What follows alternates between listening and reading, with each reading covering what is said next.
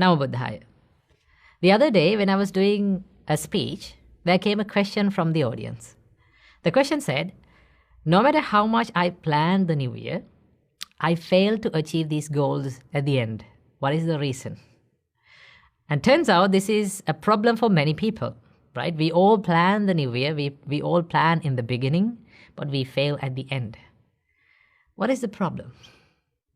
The reason for this problem is we are trying to do more. But in reality, what makes your dreams come true, what helps you to achieve the goals in your life is not by doing more. It is by doing less. But it is a little bit contradictory to the society, the idea of the society, no? Because the society will say to you that do more and then you will achieve more. But in reality, to achieve more, you should not do more. You have to do less. Now, what do I mean by doing less? Doing less means doing something that is important. Removing all the unnecessary, unimportant things in your life and doing what is important. Giving the priority to what is important, what matters the most, right? And also, if you give this priority to what is important to you, right? If you ask the question, what is important to me in my life? What should I build up? What qualities should I build up in my life to make my life a success? And now you focus on that quality, the important task, important goal, and you keep doing it, right? The reason why we fail to achieve the important things in life, because our important goals, our main goals, our crucial goals are covered with these unimportant things, unimportant achievements in life, which does not help us in the long run, okay?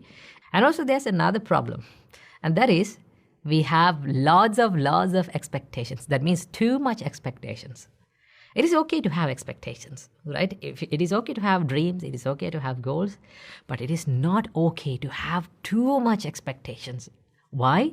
Because sometimes when we have too much expectations, our expectations and our reality have a big gap. It has a big gap, right? So when we fail to achieve these expectations, what happens to our mind is we become discouraged. Because we are not getting what we expected. And then what happens? We suffer.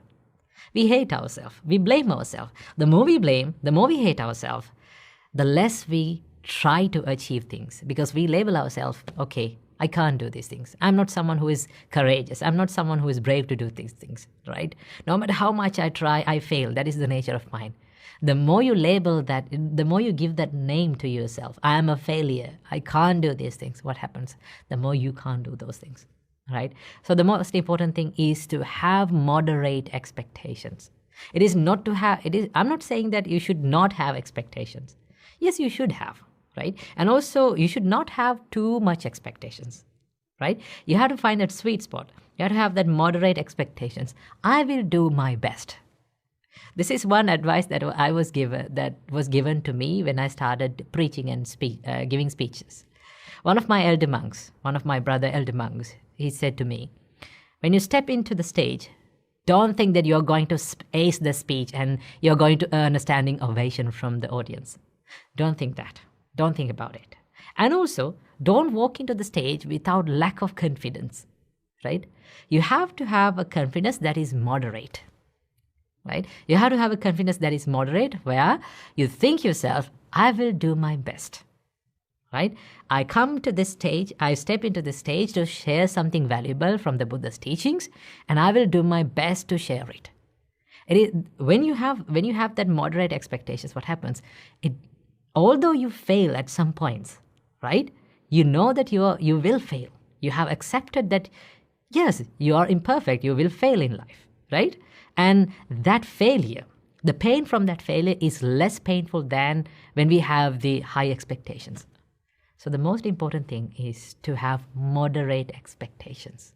And one of the most important qualities that we need to have in our mind to achieve the goals and the dreams in our life is to focus on little changes in life, not the big changes. Most of the time people ask, like, how can I change my life in a bigger way? How can I make big changes in my life? To make big changes in your life, start from making little changes.